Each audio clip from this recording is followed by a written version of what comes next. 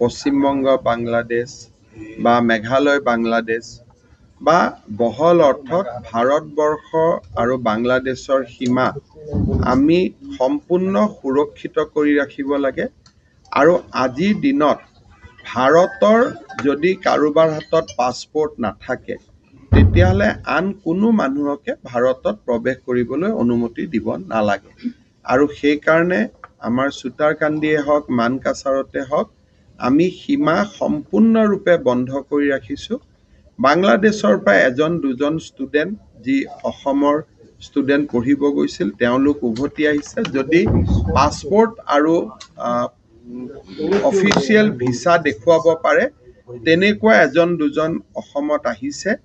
তাৰ বাদেদি আমি কোনো ব্যক্তিক অসমত আনিব দিব লাগে, ভাৰতক আনিব দিব লাগে তেনেকুৱা সিদ্ধান্ত ভাৰত চৰকাৰে লোৱা নাই। আৰু ভাৰত চৰকাৰে বৰঞ্চ সীমাক সম্পূৰ্ণৰূপে চিল কৰি ৰাখিবলৈ নিৰ্দেশ দিছে। কিন্তু হিন্দুৰ ওপৰত আক্ৰমণ হৈ আছে বৰ্তমান হিন্দুৰ ওপৰত আক্ৰমণ হৈ আছে আৰু তাৰ সমাধান নতুন চৰকাৰখনক ভাৰতে নিশ্চয় ৰাজনৈতিক আৰু কূটনৈতিকভাৱে হেঁচা দিব যাতে সংখ্যালঘু লোকৰ ওপৰত বাংলাদেশত অত্যাচাৰ কৰা নহয়।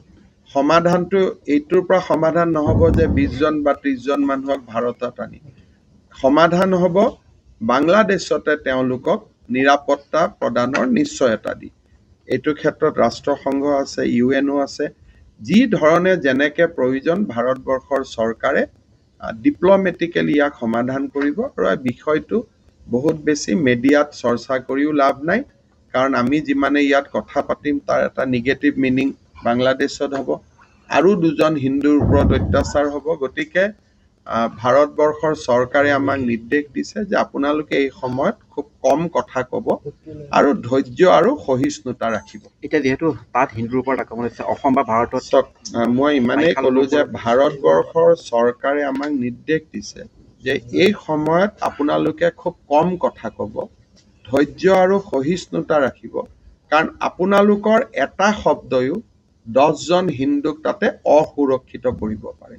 সেইকাৰণে মই ভাবোঁ যে আজিৰ দিনটো কম কথা কোৱা প্ৰয়োজন। সীমা সুৰক্ষিত হৈ আছে, সীমাৰ ভিতৰত কোনো সোমাব পৰা নাই বা অনুমতি দিয়া হোৱা নাই। আৰু বাংলাদেশতে যাতে হিন্দু লোকসকল নিৰাপদে থাকে তাৰ বাবে ভাৰত চৰকাৰে নিশ্চয় কাম কৰিব।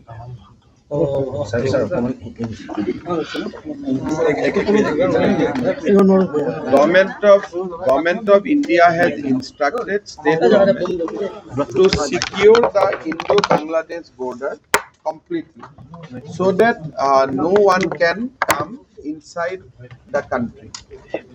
Accordingly, Assam government is maintaining strict vigilance in the border area, and as of now, no one has entered into our country except those who have valid passport and visa and genuine and bona fide citizen of this country.